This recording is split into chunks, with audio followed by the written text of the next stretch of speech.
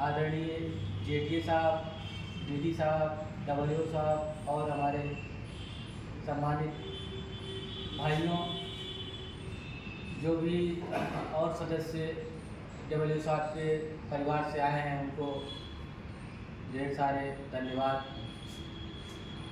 ये आज जो हमारे डब्ल्यू साहब के सेवानिवृत्ति में ये कार्यक्रम रखा गया है, बहुत ही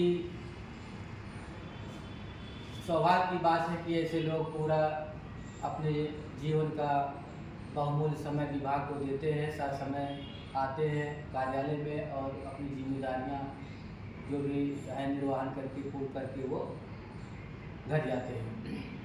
इनके बारे में जो भी कहा जाए कम है, क्योंकि ये ऐसे कर्मठी अफसर रहे हैं और बहुत ही दूरदर्शी रहे हैं। जो भी कार्य इन्हें दिया गया उसको बड़े ही ईमानदारी पूर्वक बहुत ही अच्छे ढंग से इन्होंने पूर्ण किया। बड़े बड़े कार्य जो भी चुनाव से संबंधित और भी कार्यालय के काम सौंपे गए, इनकी टीम बहुत मजबूत थी और ये बहुत अच्छे ढंग से उस कार्य को करते थे, समझाते बुझाते भी थे, लोगों को सलाह मशवरा देना कैसे किया जाएगा, ये सारी चीज़ें ये अच्छे ढंग से लोगों को बताते थे।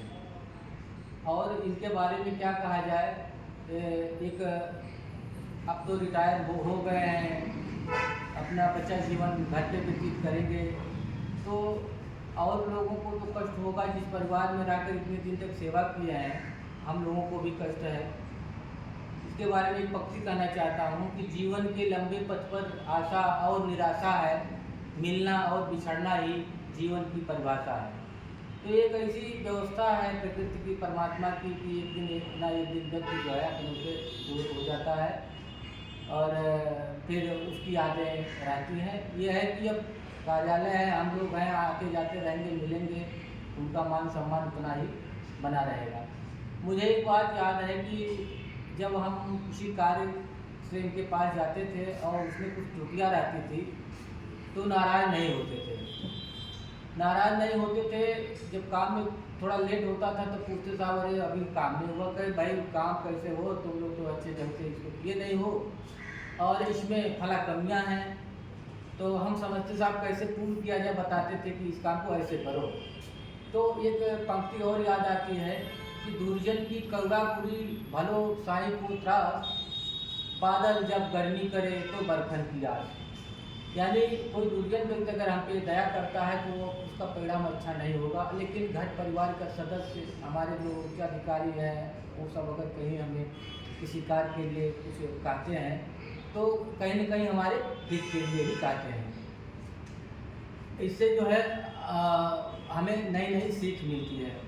और एक बात हमें ध्यान आ रहा है कि उस समय जब कोरोना काल था, लोग एक दूसरों से दूर थे, अपने पराये की पहचान उसमें हुई, तो उस समय हम यहीं रहा करते थे, घर जाने के लिए व्यवस्था नहीं हो पाई। उस टाइम उन्होंने मेरे पास फ़ोन किया कि भाई आप लोग कहाँ हो, तीनों लोग कम पैसा हम लोग यही हैं। तो उस टाइम उन्होंने कहा कि देखो कोई दिक्कत परेशानी हो पैसों की या कोई ऐसी परेशानी तो तुरंत मेरे पास फ़ोन कर देना, कोई दिक्कत परेशानी नहीं होनी चाहिए आप लोगों को।